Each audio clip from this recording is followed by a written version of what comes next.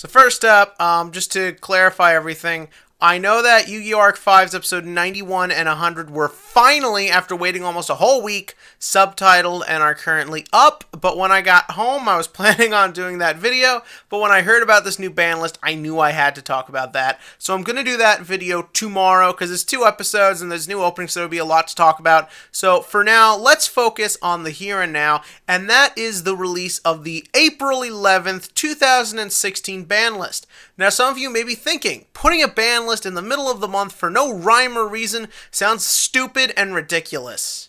Exactly. But we will now continue with talking about what is on this ban list, because it's a very interesting list. This isn't like last time where they just wrecked everything, or the adjusted list, which annoyed me. No, this is a very interesting list. I still don't know how I feel about it, but let's just start off with breaking everything down, starting off with what's been unlimited, because let's be real here, the cards get unlimited because nobody cares. First up, Crush Card Virus, nobody cares. Advanced Ritual Art, nobody cares. I know there are a couple cheeky combos, but nothing really that important. TRAGOEDIA, nobody cares. I like TRAGOEDIA as a card, but it means nothing right now. And finally, Dark Magician of Chaos went from 0 to 3. Why? Because nobody cares. The thing is, when you keep eroding cards like Dark Magician of Chaos and Crush Card Virus, you take away what made the card interesting, and that's that it was, at some point, very broken. Honestly, I'd rather they just stay on the ban list without these erratas. The erratas they keep making make the card so weak that nobody cares anyways. I'd rather have DMOC and Crush cards stay in their original overly broken status and stay banned, so that way there's at least the legend of the cards. But when you put them at 3 like this, because they're just so weak no one cares, it just pisses on them. Like, they're garbage now, and they've ruined them.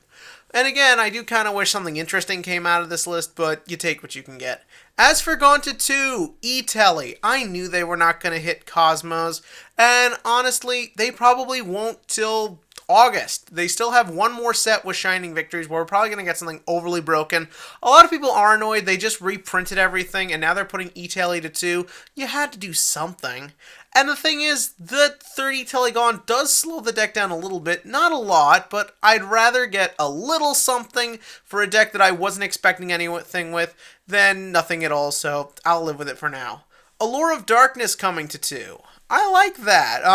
I think the main goal is for Blackwings, actually, because obviously Blackwings are getting support, I think, next set and a little bit beyond that. So this helps that deck out, gives it some extra draw power, and there are a couple little decks it helps out, too. I heard one person think that, well, wouldn't this help Monarchs, because, you know, you play several Darks in that. I don't think so, but again, I think it's fine. Allure, to me, is a card I like because, well, they still have to banish and lose something forever, so I like seeing it go to 2. Debris Dragon at 2. Nobody cares. This card has no more real use anymore. I like Debris Dragon. I played it a lot back in the Synchro era, but right now it just gets outclassed, and hell, Junk Synchron practically is better than this card nowadays. Up next, we have the most controversial thing on this whole ban list, and because I am going in order, that's why I have to go here. We are now at cards that are at 1, Upstart Goblin. I'm going to save this till the end. I am going to talk about it, but I think it feeds into my bigger point of what the goal of this ban list is.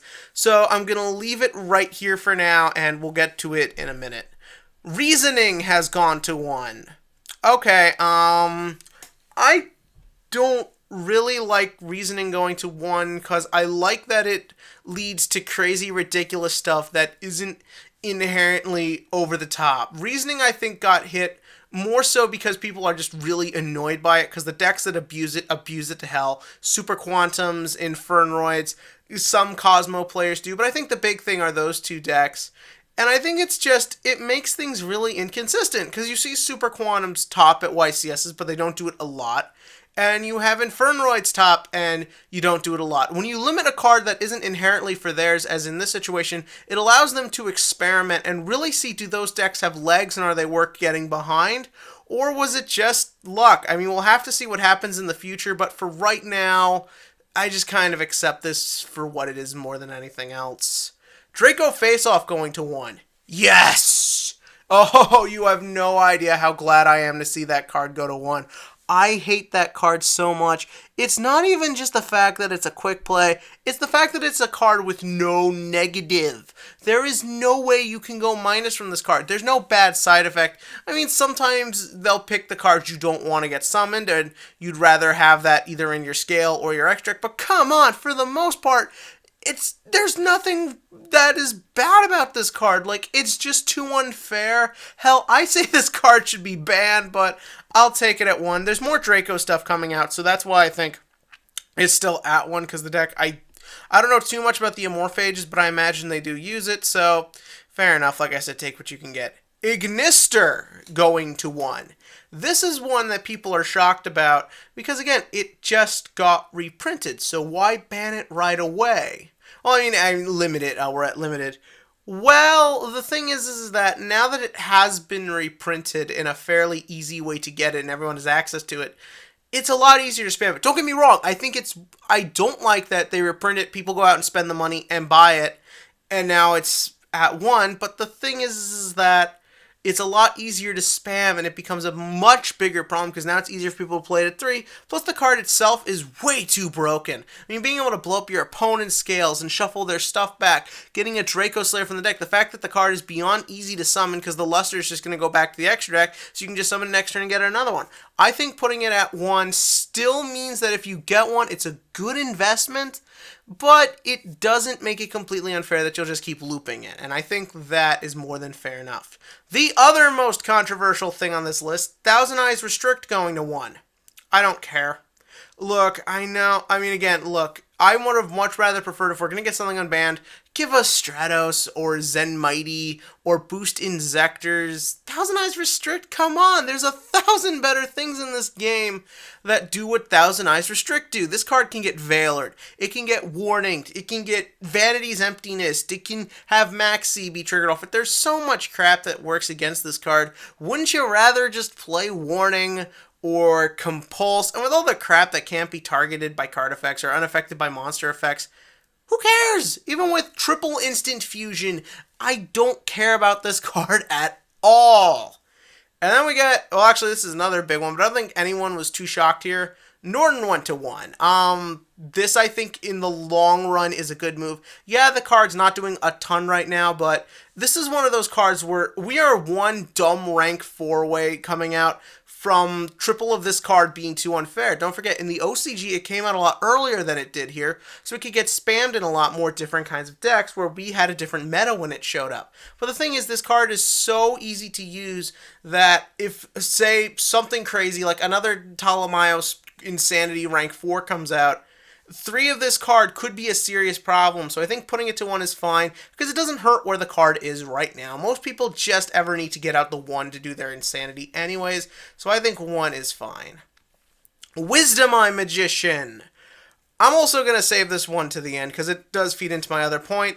We also get the things from the adjusted list that got hit, such as Performapal Skullcrobat Joker, Performapal Monkey Board, and Luster Pendulum the Draco Slayer. I think putting those cards at 1 are just fine. They have the weaknesses that they already have, stuff like Veiler and MST, but the thing is, all of these cards deserve to be in the meta. They do important things, and I think putting them at 1 is just fine. Again, the problems with Performapals is just everything around them, that there's just so many, and the problem with Luster is that it just opens up so many crazy plays, but with Ignister at 1, and that also kind of helps it and put the card more in check. So I think the Draco hits this ban list have been really good.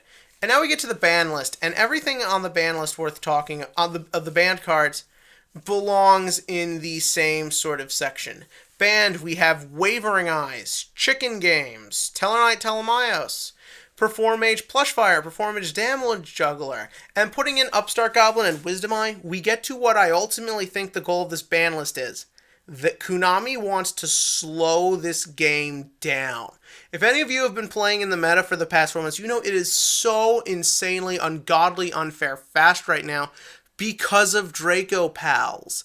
The deck can just swarm and set up and add trap cards and do all of this, that I think beginning the slow process of slowing the meta down is what we're seeing with what's been hit. All the stuff on the adjusted list, even though I didn't like the adjusted list, all of it getting hit I think is very important. But when you get into things like Chicken Games or Telemaeus or Wavering Eyes, I think the goal is really just to shut things down. Chicken Game allows for way too many just overly insane draw plays. Its defensive effect gets annoying. Wavering Eye is such a problem because it just keeps adding and setting up plays. Wisdom Eye, I think, is a little more on the preemptive side. We've talked about the adjusted list stuff before. And same goes for Upstart. I think the goal is to slow things down a bit. 3 Upstarts basically means a 37-card deck. 3 Chicken Games makes that a 34-card deck. Between your Monkey Boards and the Skullcrobat and the Perform Mages, you had a lot in this game that just led to OTKing being way too rampant and way too unfairly used. I think the goal of this ban list is to begin slowly slowing the game down a bit. If you just killed everything right away, I think that would be too jarring for players. But no, this begins slowing things down, and you can see where things go from here. Does this mean that next format they'll hit Pantheism? Oh god, Monarchs are going to be insane this format. Maybe. The thing is that now the 2 top decks, in my opinion, would be Monarchs and Cosmos, and deck number 3 I think is a bit of a free-for-all right now. Those decks can have hands where they need a turn or 2 to set up, so they're slowing it down. Perform Mages and Perform Pals will always come back, so they'll figure something out sooner or later. But this ban list, to me, ultimately is slowing the game down a bit and making a bit more interaction, because don't forget, now you've got to play things in those Upstart and Chicken Game spots. So I think that people are going to need to start putting in trap cards. They're going to need to start using their brains to come up with more interesting ways to get what they need. It won't just be the same thing. So even though I'd prefer maybe a ban list that did something a little bit more interesting, like brought a deck back, or maybe had some sort of crazy unbanning, I think this is fine. I never expected Cosmos or Monarchs to get hit. They're too new. I knew Draco Pals how to get hit. I think the Wisdom Eye hit, though, may be more preemptive, like fear that mixing the Performa Pals with the Magicians might be where the deck goes next, so they want to hit that. Or they want to just slow the deck down. Also, keep in mind, Wisdom Eye is at 1 in the OCG, but when the card was put to 1, their format was very different because they got that deck a lot earlier in their timeline than we got it. So things are a little bit different. And I do understand Konami America wants to make things more like Konami Japan, but if you're going to do that, I think there are several steps that have to come in before that is too effective. The Wisdom Eye just feels a little random to me. Also, I'm playing Magician Pendulum, so I guess that deck is dead for me now. But I don't know, that's just the way I see it. What do you think about this ban list? This is a very interesting list. A lot of people are going crazy over it. Some people think it's horrible. But what do you think? In the comments section below, give me your thoughts on this ban list, what you think will be the top tier decks, and what you're most excited for going into a new format.